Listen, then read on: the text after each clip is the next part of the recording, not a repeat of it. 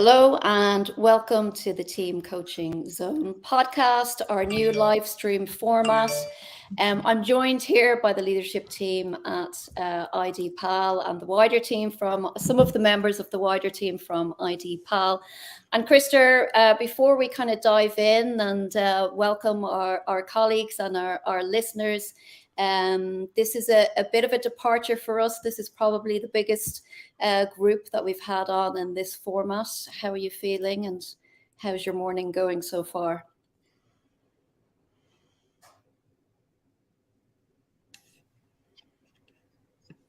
Great. I'm super excited. And, this is the biggest group we've had so far yet on the Team Coaching Zone. The past we were more a one-on-one interview show. And now we're trying to go to larger numbers of people. Yeah, and I guess our thinking here is that in this season, we're wanting to do a number of things. We're wanting to open up learning conversations, so having kind of bigger groups where the dialogue is kind of more emergent and see where the conversation takes us. We're wanting to, of course, bring in our practitioners and hear what's going on out in the world of team coaching around innovation, new ideas, new practices, new ways of working. But also, we're really interested in bringing in leaders, specifically if we can get, like, this is gold to get an intact team coming on to talk to us about what's going on in their organization so that we can reflect on, the leadership challenges, opportunities, what's evolving in culture, what kind of dialogue is going on in organizations that us as team coaching practitioners need to be tuned into as we partner. So we welcome our listeners. We welcome the folks at IDPAL. We invite our listeners to, as usual, send in questions, observations, reflections, and we'll share those with the team as we're going through and monitor those. And before we kind of dive in to get into the story of IDPAL, which I might come to Colm, James, Rob and Shelley to kind of tell us about the evolving story, I just want to make the connection with myself and Simon Montgomery, who's the COO at IDPAL. Simon and I have known each other for 10 years. We met when Simon was taking the Trinity MBA full-time program. And it just so happened in that particular year, I was doing a lot of innovation and adding a lot of new things to the program. And I have to say, Simon and his colleagues were graceful guinea pigs in my experimentations. But one of the experiments was around introducing team coaching onto the Trinity MBA. The idea being that it was a team-based MBA where you had collective outputs that you had to produce to get your degree. And to have a team coach to come in and work with you as a team as you were navigating through these kind of projects, we thought we would see if that was a useful idea. I guess looking back on that now, that's 10 years ago. The podcast kind of started around, is it 2015, 2016, Krister? So Yep. At that time, not that much was known about team coaching. It was a kind of a new area that was developing and practitioners were trying to come together and share how to do things. So Simon, do you want to say a few words, introduce yourself to our listeners and maybe not share any of the war stories, but how would you like to introduce yourself? Melissa, there were no war stories when we were working with you. It was all plain sailing. Hello, everybody. My name's Simon Montgomery. I am, as introduced, COO of IDPAL. I've been with the team for about 3 years. I was employee number 11, and we are now 43 strong. I have been lucky enough to be with the company as they have gone through that exponential growth over the last 2.5 years. My own background, just similar to Colm's, was 20 years working in financial services, where I can say I learned so much about working with teams, both functional and dysfunctional, about learning things from amazing leaders and learning things from amazing coaches. I think all of those learnings were backed up by the theory and also the practical application that we would have had when we were on the MBA, either under Melissa's tutelage or the rest of the lecturers as well. But what's been fantastic about that experience, which was 10 years ago, and it's starting to make me feel really old, Melissa, I just thought I'd add that in. Me too, I can tell you. I'm still there. You managed to escape. That's true. I have more grey hairs this time. So what's been great about that is that over the years and the different roles we've had is having that ability to take some of those learnings out of the stressful environments that we were put through as part of the MBA and look at them within a growing company. I think I've actually got more benefit out of those learnings with IDPAL, or they have benefited more than, let's say, with some of the larger organizations that I worked with. I think that's what I can say about that side, from things like, contracting as a team, to that communication, and being okay with conflict, and being okay with communicating through conflict in order to get to like a positive outcome. So he was always the A student. Simon, I do want to come back to you, because one of my great recalls of the time that we had together on the MBA, and conversations that we've certainly had since, is I think the hallmark of your approach to leadership, certainly as I experience it, is empathy. And I want to come back to that as we navigate through this conversation. But I think it would be great for our listeners to understand a little bit more about IDPAL, who you are, that story of starting off. I think you incorporated in 2016 to where you are now, 2022 being such a pivotal year in terms of market entry into the UK, and then 2023 into the US.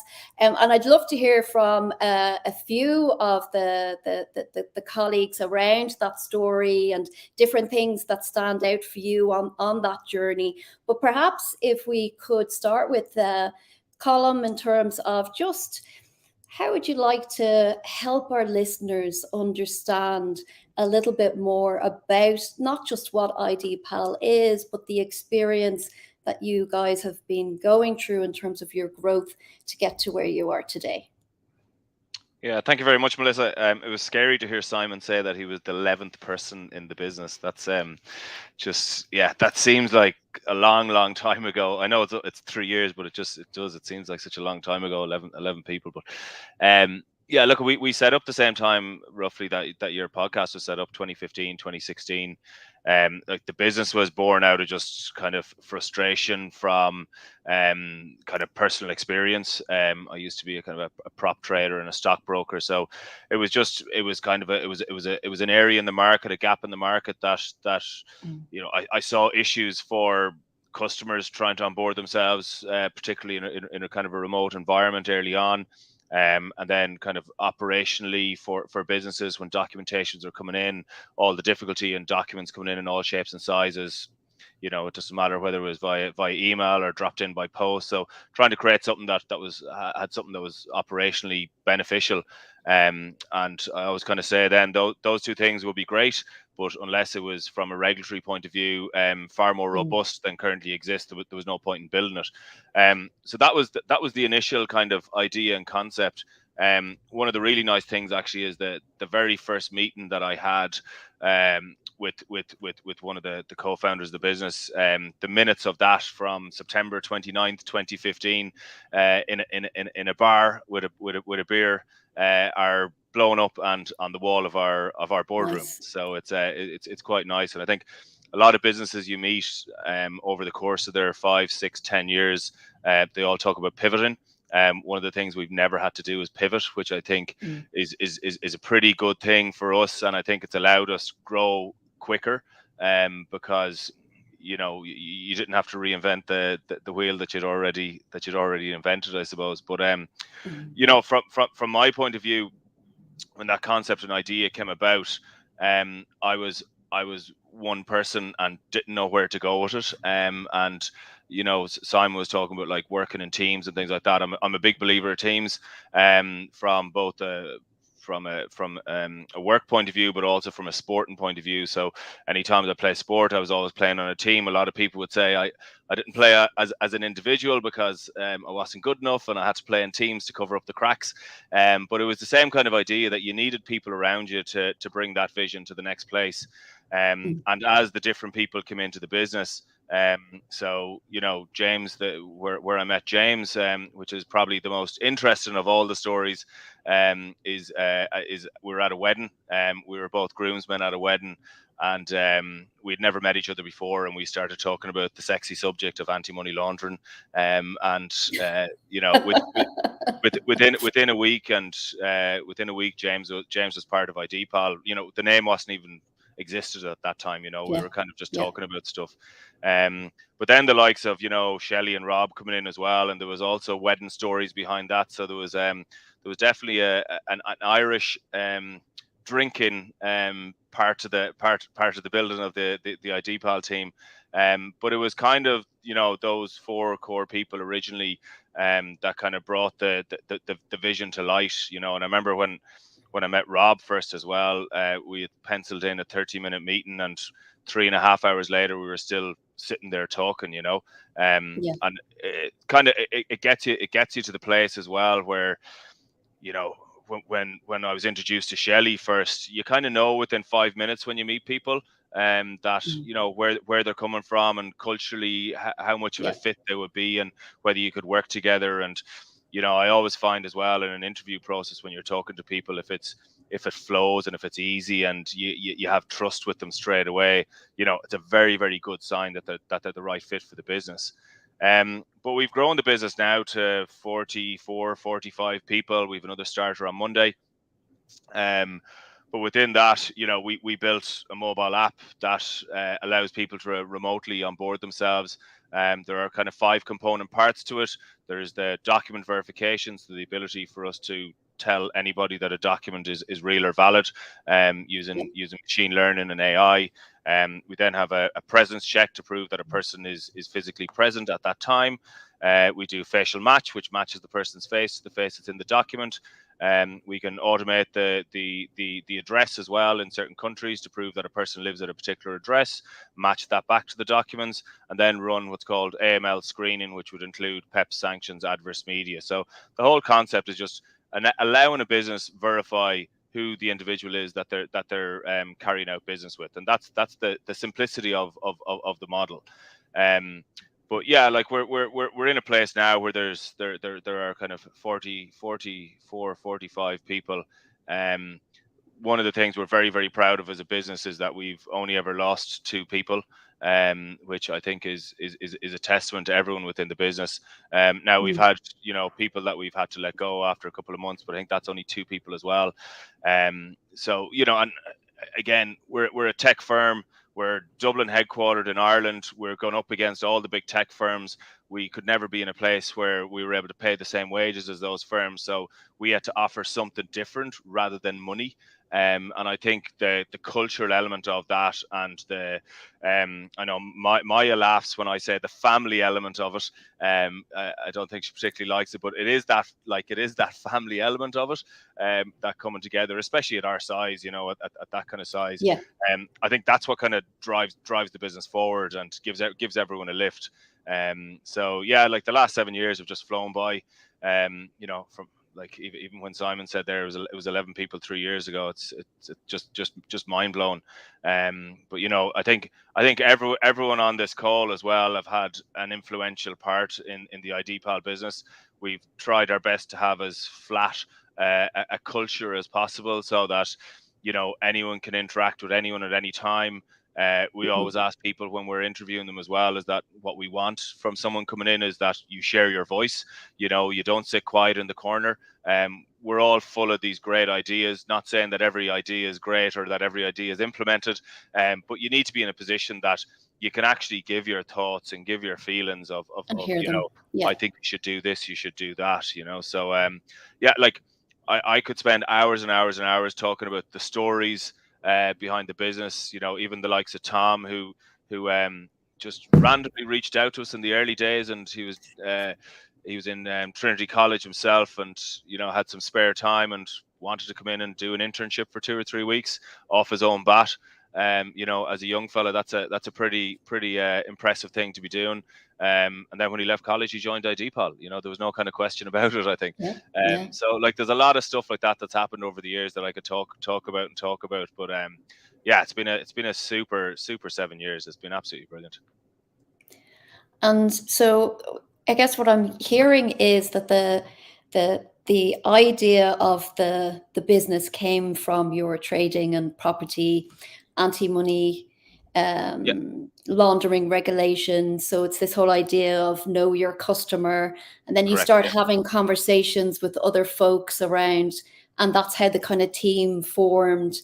And you've kind of been building from there. I heard that there was a real clarity in your vision and your kind of what you were trying to do as a business. So there were no pivots, which I guess allowed you to prioritize. Could you just tell us a little bit about going from incorporating and then entry into the UK market and then entry into the US market? And you describe it as it's been a brilliant 7 years, and I'm absolutely sure that it has, and many more to come. But I suspect that there were highs and lows and a bit of a roller coaster on that journey. Do you want to tell us a little bit more about that roller coaster? Yeah, look, there's always a roller coaster. Nothing's black and white, and you're always, you're the duck on top of the water, always kind of trying to give off the facade that everything is fine, and you're pedaling hard underneath it plenty of times, but we have been genuinely quite lucky as a business. I think that we've never had that big hiccup, we've never made those big huge mistakes within the business. And I always talk about scars. So I think the people who kind of initiated the business, and again, like, the idea was the idea, but we all come up with ideas every day, and without the people to bring that idea to life, it's a waste of time. That it means nothing, So like, where the idea started from an idea I had, that didn't matter. It's the second person, third person, that kind of that comes in and brings it through. But yeah, like, we do talk. People always ask the question about what's the worst thing that's happened within the business, and genuinely, there hasn't been any single big thing that we're just going, this is complete disaster, what's going on. We haven't had that. Maybe when we brought Rob in, I don't know, but no, that's obviously a joke. Rob transformed the technical side of the business, but no, there hasn't been any kind of major hiccup, but there has been small things throughout that journey. But I think what keeps you driving forward is all the positive things that happen, and you kind of have to forget about any of the negativity that's there.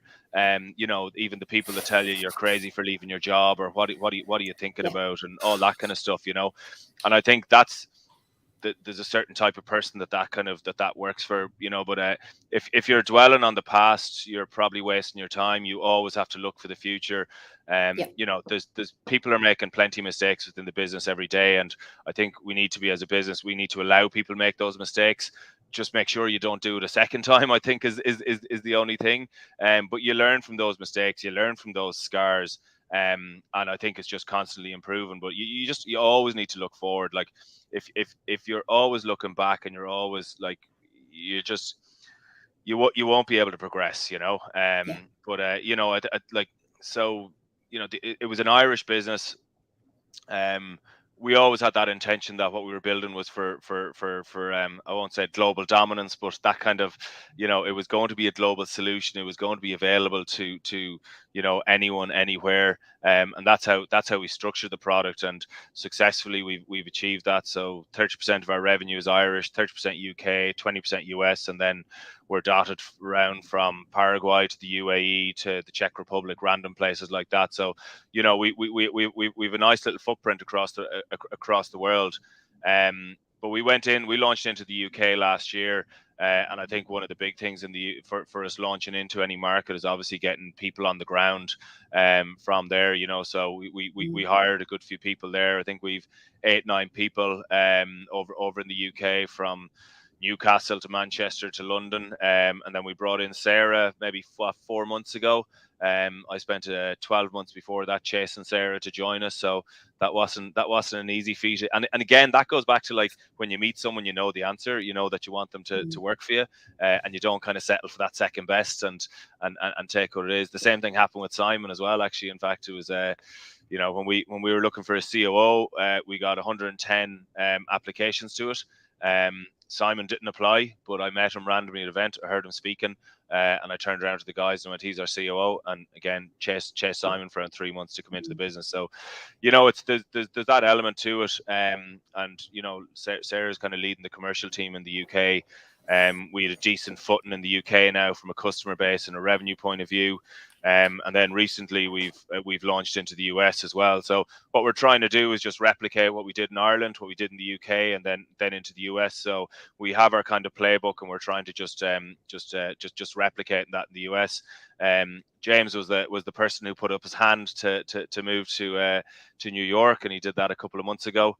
And he's the one that's kind of driving the whole kind of US strategy. He's probably doing Irish hours and US hours, unfortunately for him right now. So it's I feel your pain.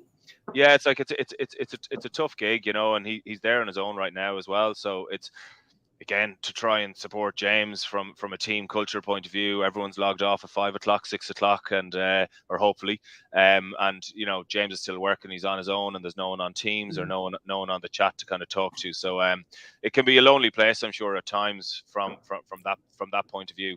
Well, he has a new friend in Krister, I'm sure, who's there you go, in Philadelphia and Yeah. frequents New York.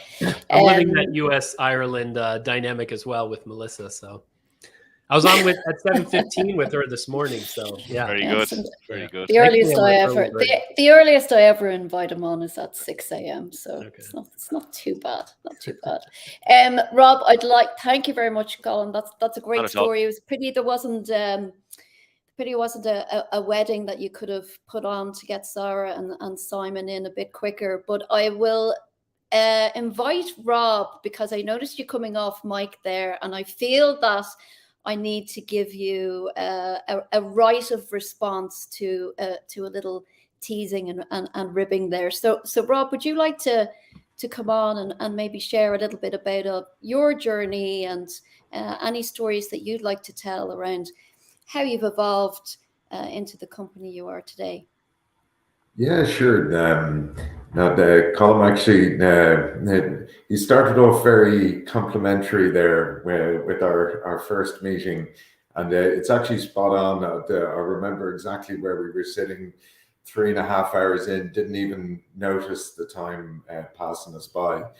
But I do actually have to say the reason I'm sitting here right now is, again, down to the whole people thing again, and the view of culture that we wanted to see within the business.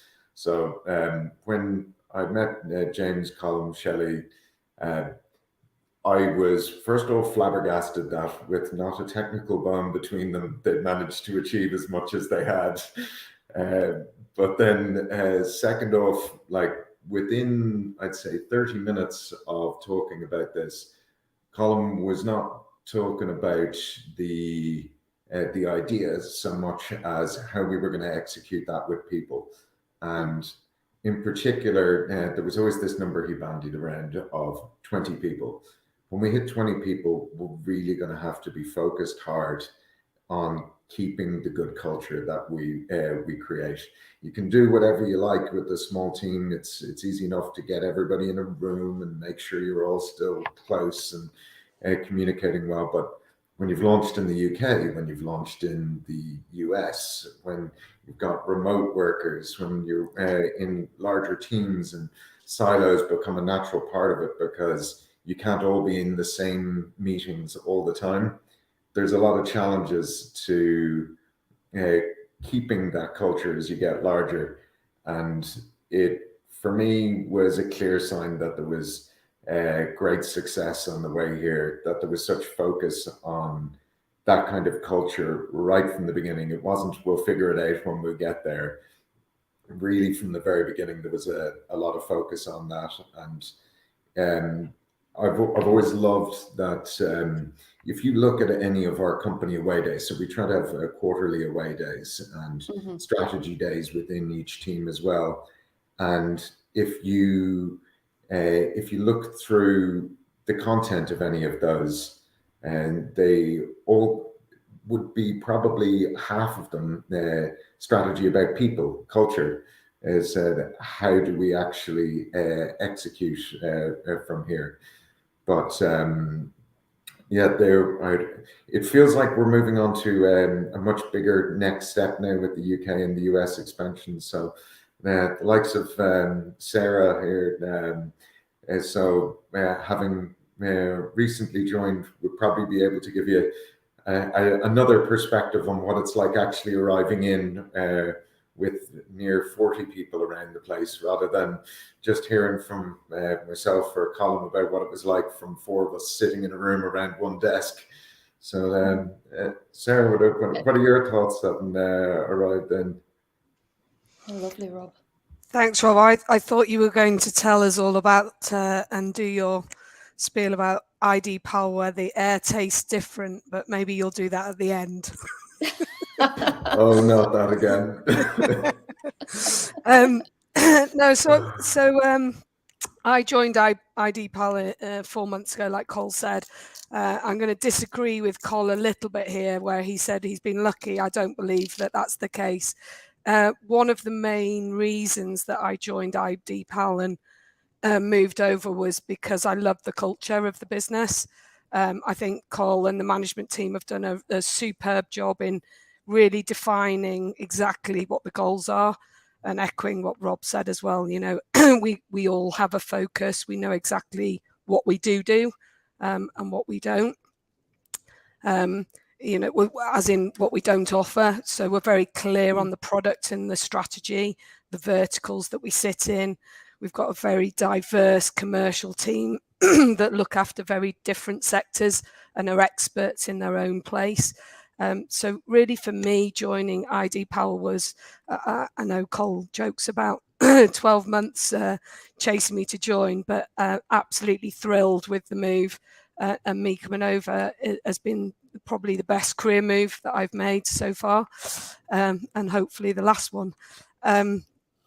So yeah, you know, I think the biggest thing that I've seen joining, and again, it's only 4 months, but really the culture across the whole team, the knowledge sharing, the camaraderie, I guess, of everybody joining together. We have retrospectives where you can feedback and offer praise and thanks to the teams that have really gone above and beyond their day job to help you out in a different sector. Overwhelmingly positive, and really, you know, that for me and bringing all the teams together has been a real wow factor in the first few months of me being here.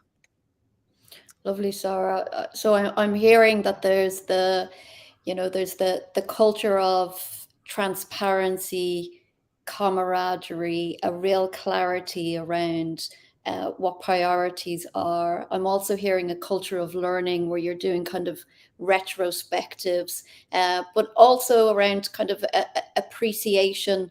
And that kind of maybe feeds into this kind of flat structure as well, where, you know, everybody can have ideas and all ideas are appreciated. And I'm kind of tempted to jump to Thomas and Maya to hear more about their perspectives, because it's always interesting to hear about, you know, especially Maya. I know that you're kind of new to the organization, and then the fact that you went away, Thomas, after your intern and came back, and it seems like a real draw into the culture. So maybe I will go there, and that's not that I do not want to hear from Shelley and James and of course Simon around your perspective around the evolution of IDPal. But Maya, I understand that you're new to the business and you've previously worked with Simon. So would Yes. you like to tell us a little bit about your story?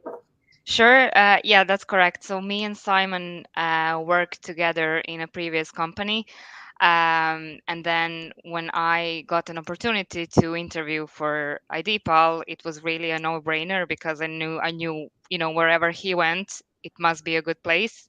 And I wasn't wrong. There is, I've been in IDPal for 8 months now, and my role involves a lot of my role involves kind of maintaining the culture, HR and recruitment people.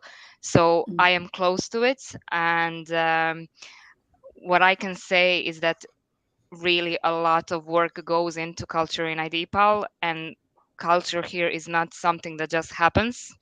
It's very well thought of, and on a daily basis, we do a lot of work around organizing staff events, maintaining that open communication, asking the team for feedback and learning from that feedback, not just feeding people service for the sake of it.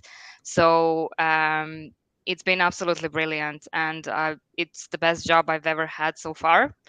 And whenever someone asks me what it's like to work in IDPal, I always say the same thing, and it sounds negative, but I don't mean it in a negative way. I say it feels longer than it has been. But I think that's partially because of the culture. I feel like I've known people in the company for longer than I have known them because we are kind of close knit.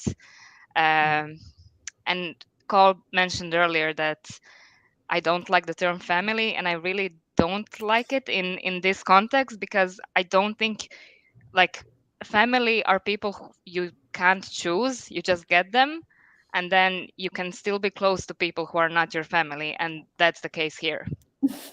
Get that woman a raise. Colin, we need to get her a raise. Very, Well, very nicely. she's getting very paid for nicely saying these put. nice things anyways.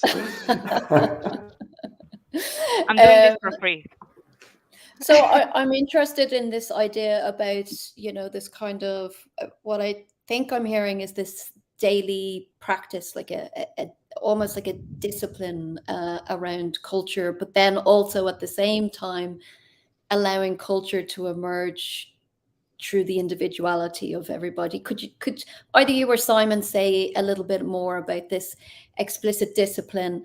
And then I've never known Krister to be so silent in all my life, so he's probably burning to get in with questions. But I'll finish off here with Maya and Simon, and maybe Krister, you might pick up with Thomas. I'll let Simon take that one. The culture question it's always been, I think, Melissa, you'll remember 10 years ago, like culture and your ability to belong within an organization has always been important to me. And I know you touched off the empathy piece, and we can talk about that again maybe. But for me, when I joined IDPal, the one thing that I felt was you can be yourself. Lots of organizations talk about the fact that you can be yourself. In IDPal, we don't want you to be anybody else because that's the reason that we hire you. We spend a lot of time making sure we pick the right person. Maya said she interviewed for the role, and it was a no-brainer. With us, with Maya, it was a no-brainer because we knew that Maya was the right fit for us. Anybody that comes into IDPal, I won't say, Carl, it's not fair to say, or James or Rob, they go through a rigorous interview process, but it's an interview process that works for them. But each and every person has a contribution to make to the organization. Each and every person, their contribution is as important as anything we say. You mentioned earlier on, Melissa, that we do hear. It's not a case of just listening. We hear, we take on board suggestions. 2 or 3 weeks ago, we got a suggestion about, again, because we are getting bigger, some of the time that people get to spend with the execs that they might not have had before has kind of narrowed. There was a suggestion that we have open door sessions every 2 weeks where people can come and speak to each of us individually. We put them in place straight away. These are really good ideas that are brought to us. So culturally speaking, you get to be yourself. everybody's working towards the same goal. Everyone's working towards success. Mm-hmm. You won't really find anybody in IDPAL that isn't enjoying what they're doing, because of the level of the amount of empowerment that we give people.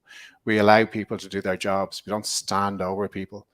It's just not what we do. But probably more importantly, there's a lot of trust and loyalty both ways. So it's almost like an infinity loop. It's just always going. Like our kind of core values are, it's ident. So like we try to bring it in, and these are emergent values. So it's identity. We want you to be yourself. Dependability is knowing that as a team, you can rely on the person beside you and they can rely on you. Enjoyment. So work hard, put a smile on your face when you're doing it. And we do. What do I got? N is getting to number one. So you're still always focusing on being the best and trying to be the market leader. And then the T is the trust and loyalty. So those values are very important to us, and they're values that have come from the organization. They're not ones that have been top down. And then the most important one, don't worry, Rob, I haven't forgotten. I was going to say, the only survivor from the old set of values can't leave it out. So we have a value that is core to all of these values, which is everybody empties the dishwasher. That's not only meant in a literal way, it's meant in a figurative way. It's all of those values are encapsulated with everything empty the dishwasher, because you help somebody out. If somebody has to do the glasses, you do the forks. But it's not just about that, it's about respect. It's about not leaving your dirty dishes on the desk. It's also about not leaving somebody there till 11 o'clock at night alone. So James, who is probably one of the hardest. We all work hard, but James is working those hours between Ireland and the US. James displays that culture, that core value of working to help other people and tidying up other people's dishes. So I don't know if that gives you a sense of it. No, it really does. It really brings it to life. I'm pleased that you're getting a free pass, James, on only having to empty your own dishwasher at the moment. But I get the spirit beyond it being more of a figurative analogy, and I really like it as well, because it speaks to everything that you just described in terms of trust, dependability, be yourself. I see how it sits through the core of that. Krister Lowe, I know you have burning questions, but there's so many places in this conversation that I could ping. So I'm just going to. Okay, great. Well, thanks, Melissa and everybody. This is great context. I think we can drill in a little bit. I think if I was to do a word cloud on our conversation, probably culture would be the biggest word popping out of the word cloud. And I want to get into that a little bit.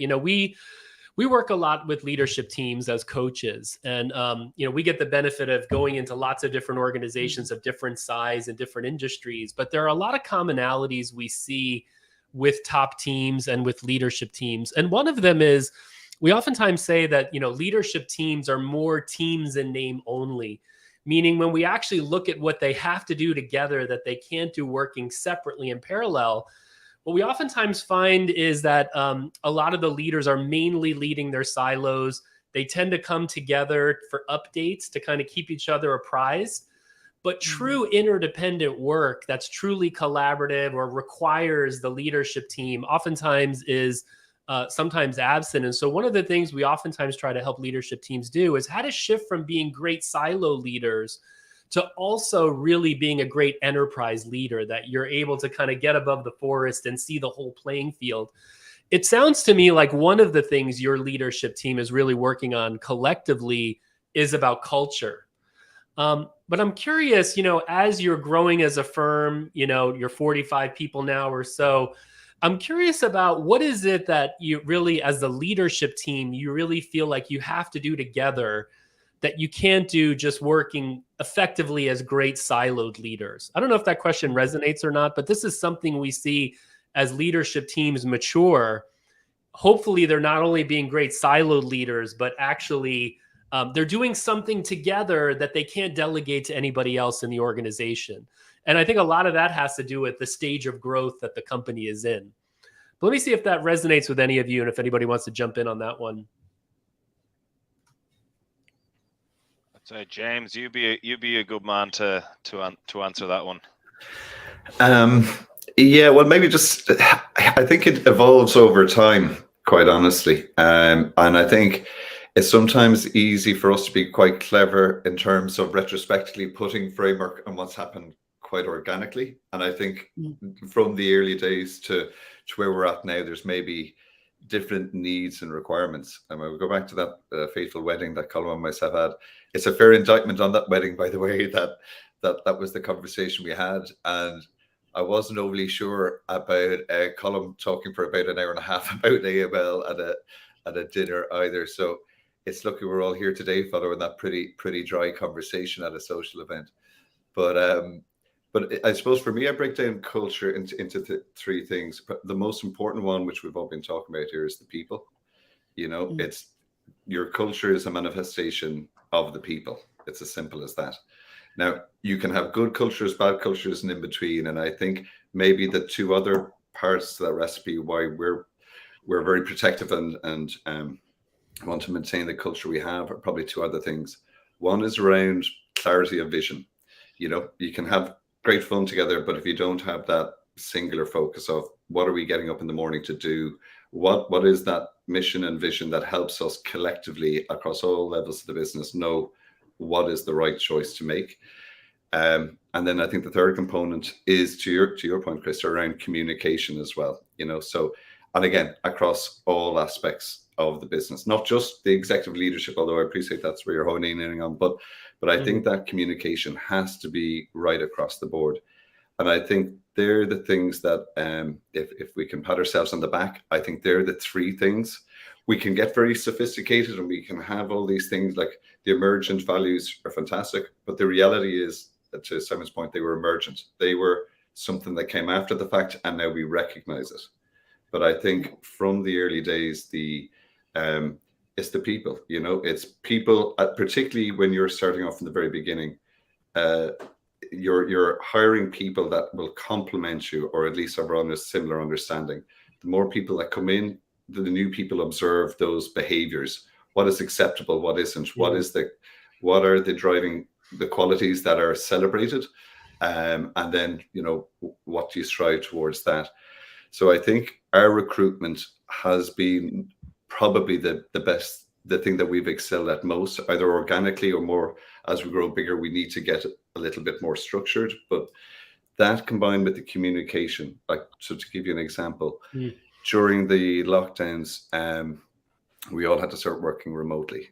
So very quickly we put in place a team catch up where Colm leads that, but it's just bringing everybody up to speed with where exactly we are as a business.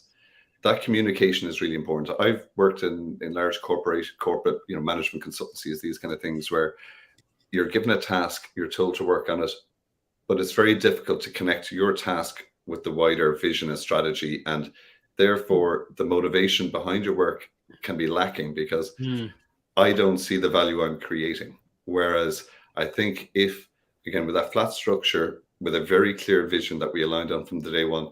Now, Colm and stuff, we aligned on that vision, and then we brought in the other people to help us evolve the execution of it. But everybody knows still to this day, to Colm's point, it hasn't changed. But we've brought in more and more people where we can get more sophisticated in terms of evolving and refining the execution of it.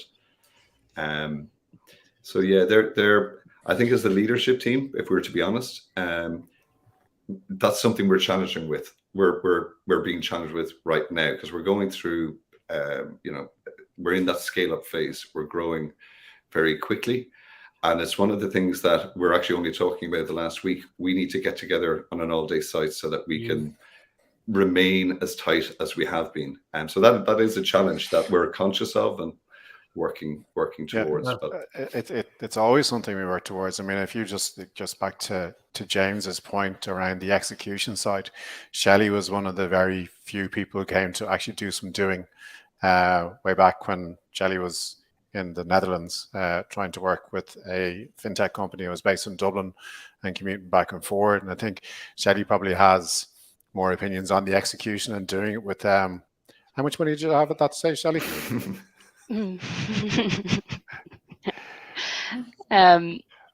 Yeah, no, I think I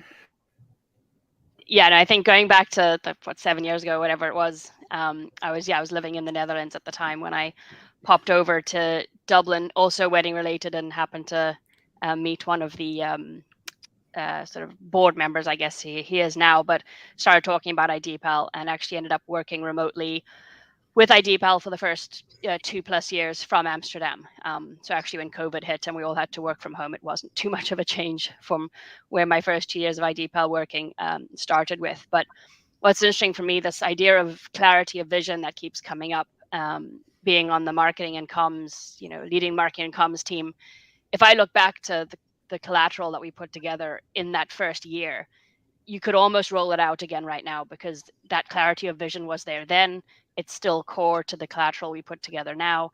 We're always refining and improving as the company and the product grows and gets stronger. But again, that clarity of vision is very clear from the offset in terms of even the comms that were put together back in 2017, which I think is a testament to that clarity of vision from the start, and that we've stuck to it over the past 7 years, which is good from a comms perspective to be coming from such a clear origin. I think also in terms of that question about how working across silos, not just within your own silo, from again a marketing perspective, you really shouldn't, and it should be impossible to work in your silo, because marketing needs to work off of all what are the new markets that we're releasing into, what is the commercial intent in each of those markets, what's the customer experience going to be, operationally how are we going to do this. So it's impossible to work in a silo, definitely from my standpoint. So we work a lot interdependently with all the different departments, especially as we're in this exponential period of growth now. So I think, and again, that flat structure across the board, you are always talking with different people across different areas of the business. So I think it's healthy to make sure that overlap between departments is part of the DNA of the business, really. Shelley, one of the things that we do is also support teams and leadership teams with really being able to visualize the work and see where those interdependencies are. So, I can see what it is that's within my remit, and I'm responsible for that. But I can also see, what are the collective priorities of this team. Yeah. Would you be able to share with us any practices or ways of working that you guys have evolved to be able to see where those interdependencies meet and are? Yeah, and I think again, the difference between 7 years ago and now, it was super easy back then when there was 3 of you and you're all sitting around the same table. It was like you didn't have to, do any hard work to understand what those interdependencies were. And now with such a big team, it honestly just feels like a luxury that there's people in charge of each area of the business. It almost makes it easier, because you've got experts in charge of all of their areas. And I think the most important thing is making sure you carve out the time to meet with them, almost have an agenda for the meeting. What are the points that you're talking about? What are the things you want to get out of it? It's with Sarah joining, it's very important from a marketing and sales perspective to make sure you're on the same page. So we have a weekly check-in. It might be 5 minutes, it might be 45 minutes, depending on the week, but just making sure you're always on the same page, because if marketing and sales are pulling in different directions, that's not good for the business in any way. So I think it's just making sure you're putting those best practices in place to make sure that, those key interdependencies that should be happening, you're carving out the time for them, and making sure that you're, again, all pulling in the same direction. Lovely. Yeah. I'm Thomas, hearing. Oh yeah, go ahead. I think we must hear from Thomas. He's come on and off mic a few times. Yeah. I'd love to hear what drew you back, and also as you listen to this conversation, what are you processing? What observations are you making? What would you like to share? No, definitely, and thanks. It's been very insightful so far. So as Colin said, I was initially joined as an intern, and while it wasn't a random reach out, there was actually a LinkedIn ad, so it was chancing my arm in a way. So I would have joined the team back when it was a glorious team of 5 and a brilliant idea. And back then, to get even testing done, I had to bribe friends of mine with pizza, and it was an emergent approach to software testing at that point. And again, I left then to complete my degree, and I've returned since, and I've been here now 3 years. And I think one thing to reflect on what I've heard so far is that those core values are still very much the same. Those central values have been refined, and they have nice names now, but the practices are still very much the same. And I was discussing this with Maya earlier in relation to a similar project we did to kind of map those values. And one thing that came up in that conversation was that there isn't really a day that goes by in the office that we don't laugh properly at something, like an actual belly laugh. And that's very true. And it can be about something as dry as PEPs and sanctions, but you'll make it into something humorous, via that. And that, I think, is actually a very succinct summary of the culture, is that it is that welcoming, and it is a very friendly place to work. And I think, again, to reflect on other points as well, that does also demonstrate how much the culture is created and then refined and defined by the interactions between people. So the dishwasher, for example, that has become a core value because it was something that was discussed and always came up, and it's been expanded into more and more things.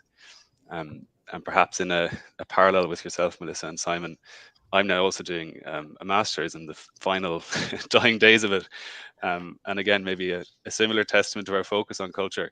My thesis is solely about our culture and how we can maintain its continuity as we grow. So very nice. Simon, you can look forward to proofreading that early next week. So prepare yourself. I'm definitely not sending that to Melissa. Yeah. So again, I think that is a good example of where we're that focused, that I was interested enough to want to write that length about it. And that has been a very rewarding process in itself, because it's made me take a step back maybe from the leadership and culture perspective and kind of detach myself from the culture to look at it objectively. And I'm happy to confirm, even objectively, it still is very good by trying to remove biases and talk to people. So that was a very good opportunity to speak to staff and to get their honest inputs in kind of an open forum. And that is kind of the message that's come back from a lot of that research, is that it is basically the glue that binds the company together. And it means you can make choices and you can interact without having to think too much about how should I approach this situation, because you have that toolkit to hand, basically, of how will I go about interacting. So positive, basically, is my summary. Thomas, well, congratulations on getting to the stage where you're looking at drafts and final drafts of your thesis. So very well done. I guess I am curious to, and I don't ask this to be awkward, but maybe a little bit awkward. I am curious to know how you stepped back and allowed yourself to kind of get that analysis in a way that wasn't just going to be useful for your thesis, but was also going to be useful for the business and something that the business could look at and take some learning from. Yeah, it was a process, and I won't turn this podcast into one about all those businessy research terms like axiology, but at least we got the word in. So it was like, it was basically well done.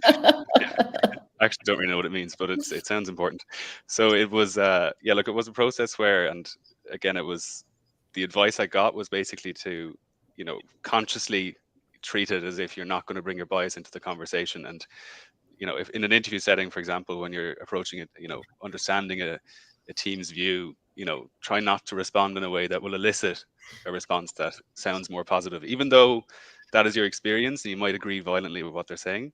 Kind of just take a step back and maybe probe it a bit deeper. But it's definitely been a good asset in itself, in terms of that can then feed into, for example, the ident values that Simon was talking about. So you can, the ultimate aim is that will hopefully reinforce them and give them a bit more narrative weight behind them. And narrative. And lovely. Krister, I think I could have crossed you there. No problem. No. So, as an organizational psychologist, one of the things I'm trying to listen for are what are the ingredients in the secret sauce, right? So what are the success factors, the handful of things? And what I've been hearing is vision.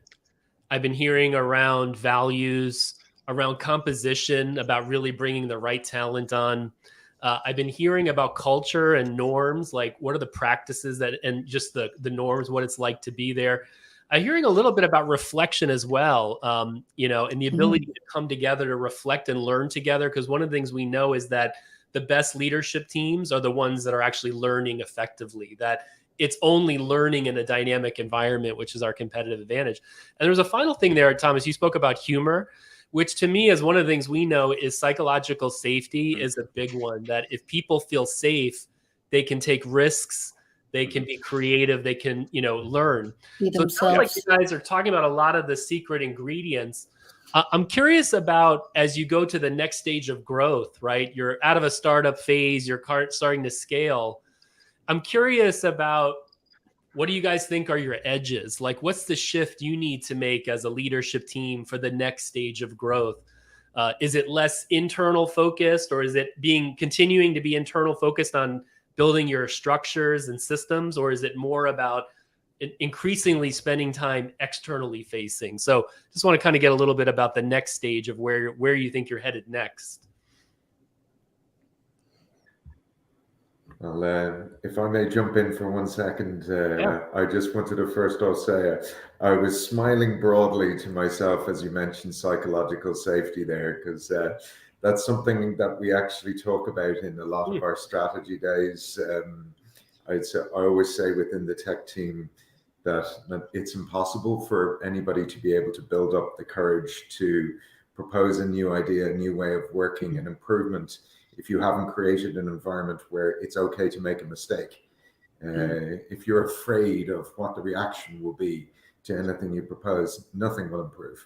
So I think you've, like, in that sole point, hit a huge nail on the head in terms of what happens going forward. The larger we get, it's great, the flat structure we have at the moment, that's going to get harder and harder and harder to keep. Psychological safety is a major part of that. Another one you hinted at, one of my favorite meetings in the month is our company retrospective. Everybody gets together, hats off, starfish model. What are the good things, bad things, what more of, less of, keep doing, stop doing. It's a really, really helpful way for everybody to improve together. And to quickly finish off, because I know Carl will have a few thoughts of his own. The third aspect for me in terms of that focus on the growth, aside from the retro-based culture, psychological safety, is in helping everybody feel value in what they're doing. I always love the 3 words from Dan Pink of autonomy, mastery, and purpose. Which again feeds nicely into the flat structure. If you're giving people the autonomy to make their own decisions, the support to master their area, and help them through vision to understand what the purpose of what they're doing is, then you combine all of those factors, it'll really help us to keep that flat structure as we grow. Rob, hopefully we have another, say, 5 or so minutes or 10 minutes. We might go a little bit past, half past, if that's okay. But Rob, I'm curious, especially for our listeners, I think they'll be interested to know, when you describe that retrospective of you all coming together and, the model that you're using in terms of what's working for us, what do we need to sustain, what do we need to change? Am I hearing correctly that you do that as a team of 44? And then within your individual teams as well? And just, if you are doing it as a team of 44, what's your process for that? Because, if we do it as a team of 5, it's pretty straightforward. We're getting all of the voices, all of the perspectives. With 44, I'm just curious about your process, and I know our listeners will be interested in that. One of the things that Krister and I do a lot with teams is helping them through the process of different types of retrospectives for different reasons. So perhaps give a little flavor to the process, please. Yes, sure thing. I have to give A lot of credit to someone not on the call with us right now, Tony Alvarez, the technology team manager, who is certified in more forms of Agile than I knew existed when I went to go interview him in the first place. And one of the things that Tony and I have always said is that a retrospective is not just about doing better, but it's actually a crucial factor in that psychological safety. In that it allows you for, let's say you're having a retro every 2 weeks. It allows you for the 2 weeks to go, do you know what? I may not be entirely happy with what's happening here or there or somewhere else, but for right now, my job is to support the people around me, support my colleagues through. We find a solution, we get to the other side. And I know that there's going to be a point in a week or 2 weeks where we can sit down and with a bit of distance from it, talk about what happened, talk about how we can improve. So we just allow ourselves to be supportive all the time and still have that environment where it's you have the opportunity to talk through these things and improve. But it was one thing doing that, as you say, with the smaller teams, like get the web team together, get the mobile team together. I think everybody here would agree it took a little bit of learning as to figuring out how to do that in larger scale. Bigger group, yeah. Oh, for sure. And one of the ones that we always call out before going into that retrospective, we break the rule occasionally, but the senior management should not be talking. We're probably more used to talking in front of large groups of people, possibly have a lot of comfort with that, and therefore don't have a problem jumping in and saying, I think this, I think that. If we're talking, we're not leaving space for others to talk. So that's probably the key thing for me. I'm really hearing again and again throughout this conversation that, you know, it's a very learning orientated culture that you've managed to create and live as a living system of people working together. That's my kind of area of research. So I'm kind of really interested in, you know, not just team learning, but how do organizations learn? And one of the things, you know, they feed each other. So having a learning orientation feeds psychological safety. So they're kind of bedfellows, if you will.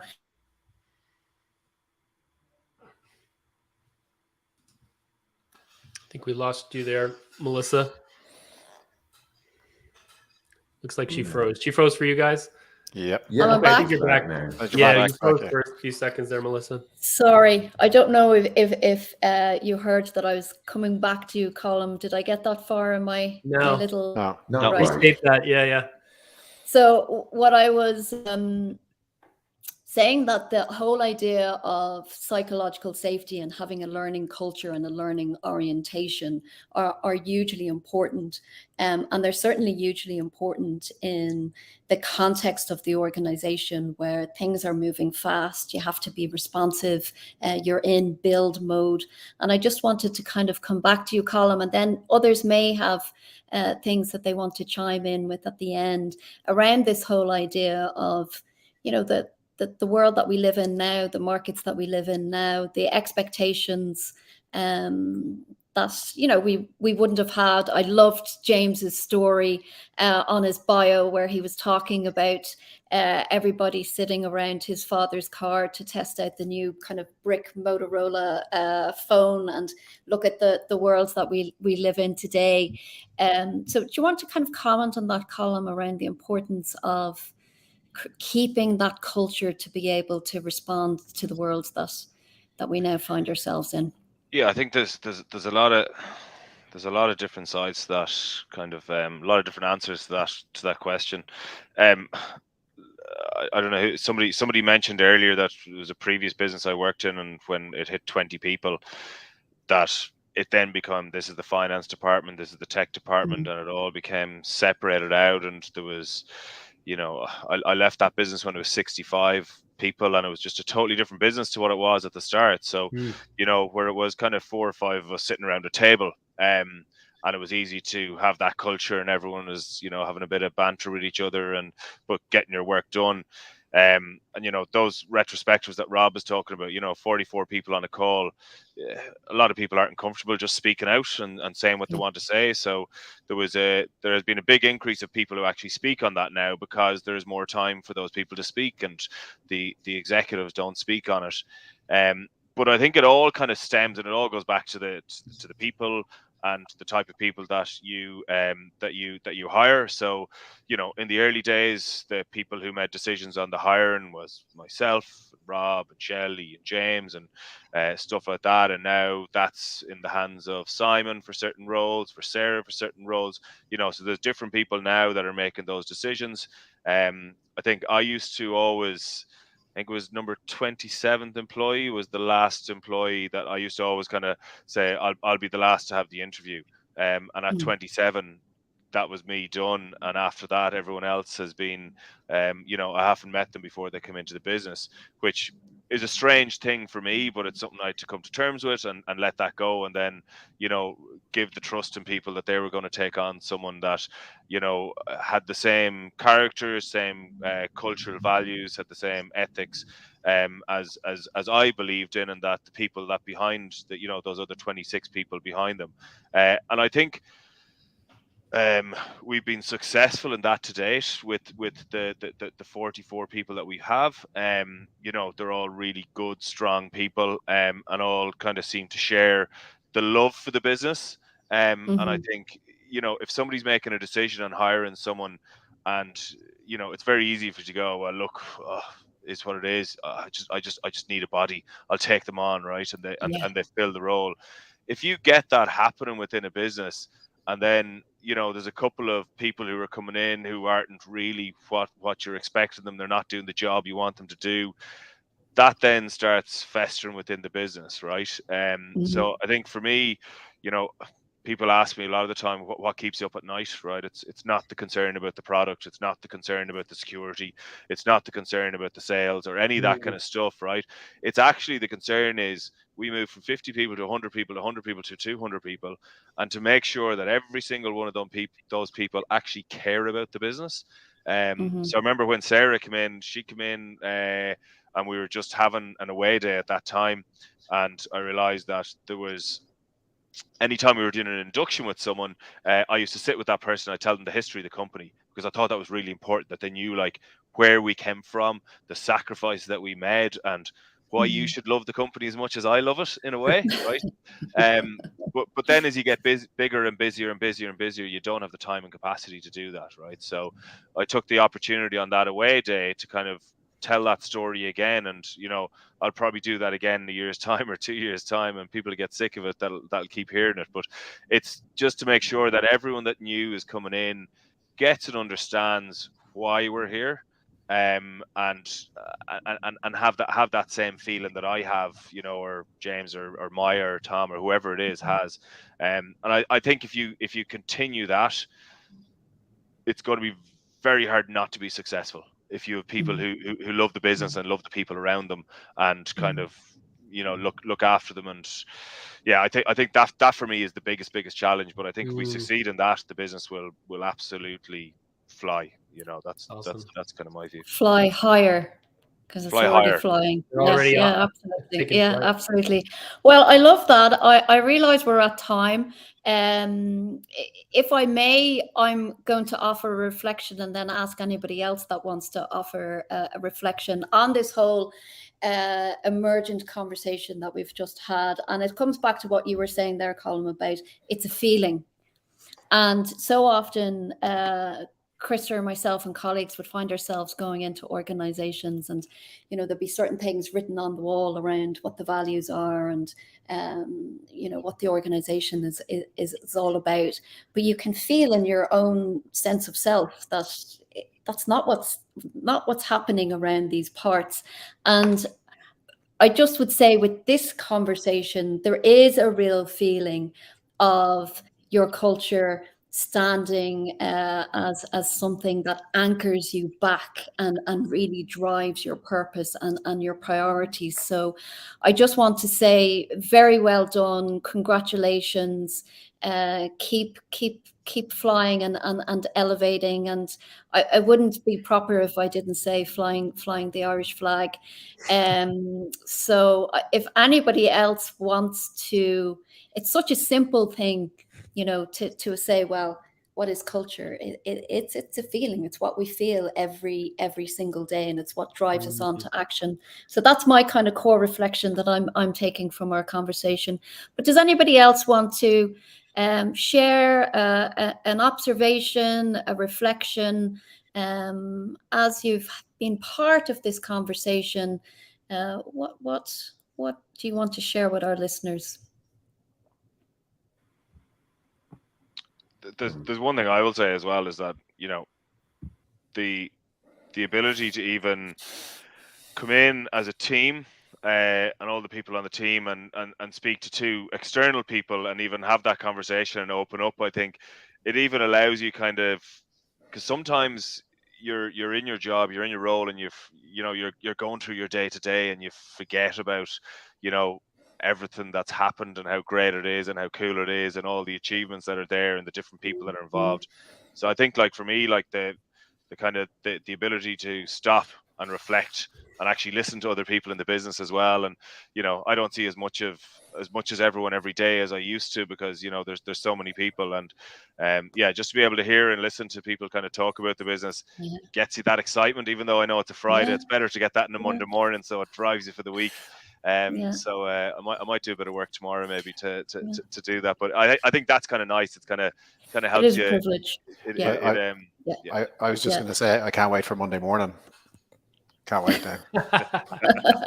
Well, I'm hoping that employee number 45 listens to this podcast over the weekend and gets themselves geared up. Any other reflections, Krister, or from? Yeah, I'll just make a quick members? one.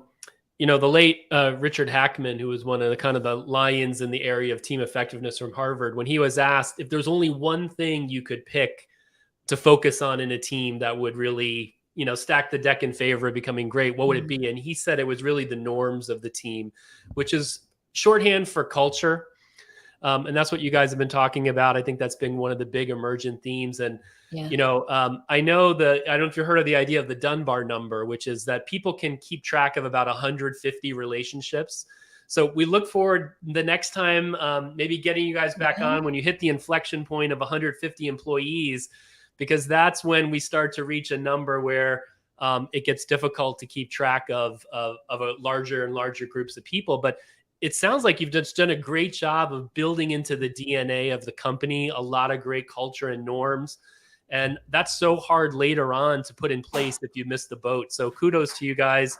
Really exciting. Thank you for coming on today and sharing with the listeners. I think there's a lot of nuggets in this interview, and you have a standing invitation to come back if you ever want to share some of your learnings. So much appreciation. Thank you. Can I just jump in for one last thing, if that's okay? So big thanks to Melissa for many things. A lot of what we did on the program 10 years ago, I'm still only 35, have been carried through, and IDPAL have got the benefit of much of what we learned on that program. So from what I have learned and been able to apply here, our team are very lucky. So thank you to you as well, and for inviting us on. So. Really appreciate those kind words. We'd love to have you guys on again. There were so many different strands. Serge is after dropping another comment into the box there, saying what a rich conversation this has been. We do so appreciate it. We also appreciate, you know, getting a team together like this and making this work is a big ask. But all we can wish for you is that feeling, that culture that's in your DNA keeps driving you forward to success, and very best wishes. Thank you very much, everyone. Thanks very much. Thank you so much. Everybody for coming. Thank you very much. Cheers. See you now. Bye-bye. Bye-bye.